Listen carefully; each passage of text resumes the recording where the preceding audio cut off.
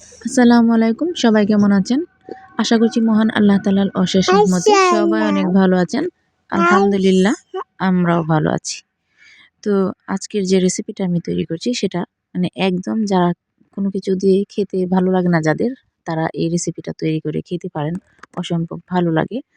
তো আমি যখন কোনো কিছু দিয়ে খেতে ভালো লাগে না তখন মাঝে মধ্যে এই রেসিপিটা করি। তাই আজকে আমি এটা আপনাদের জন্য শেয়ার করে নিলাম।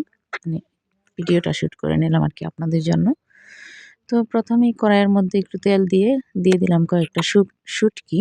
সেটা আপনাদের পছন্দ অনুযায়ী যেকোনো শুটকি হতে পারে। আর দিয়ে দিলাম পেঁয়াজ, কাঁচামরিচ। আর এই যে কাঁচামরিচটা, এই কাঁচামরিচটার নিচের সাইডটা আমি একটু ছিঁড়ে দিয়েছি। মানে চিমটি দিয়ে সরিয়ে দিলেই হলো।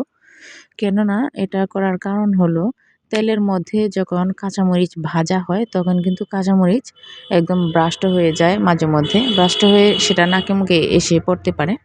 সেজন্য কাঁচামরিচের একটা সাইড একটু চিমটি দিয়ে, মানে নিচের সাইডটা আর কি, লেজের দিকে একটু চিমটি দিয়ে ছিদ্র করে দিলে সেটা আর ব্রাস্ট হয় না।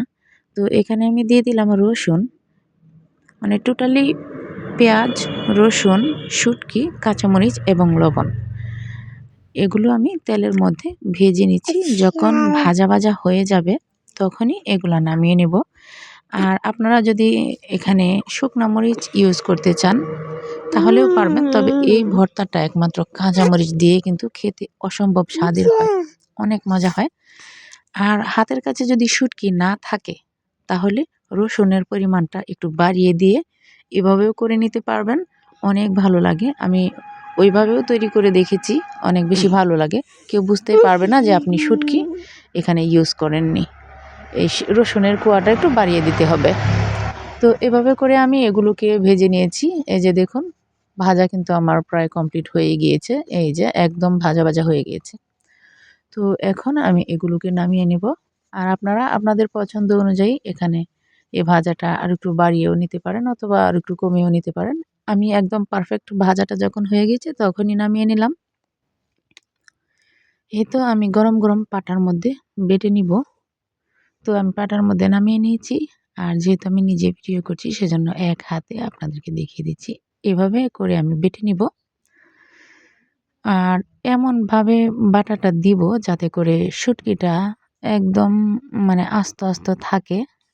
যতটুকু ভাঙা হয় ততটুকু ভাঙবে। মানে ইচ্ছা করে আমি এটাকে একদম পিষে নিব না। শুটকিটা কিছুটা এই যে আস্তে আস্তে থাকবে, আপনারা খেয়াল করলেই বুঝতে পারবেন।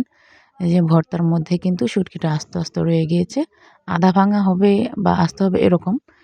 তো এই ভর্তাটা করার পর সবাই একদম খুবই প্রশংসায় পঞ্চমুখ, মানে খেয়ে খুবই সবার কাছে ভালো লেগেছে। তো আপনারাও যদি চান তাহলে একদিন ট্রাই করে দেখতে পারেন। খুবই স্বাদের হয় এই ভর্তাটা, অসম্ভব মজার। আর সেজন্যই আমি আপনাদের সাথে এটা শেয়ার করে নিলাম।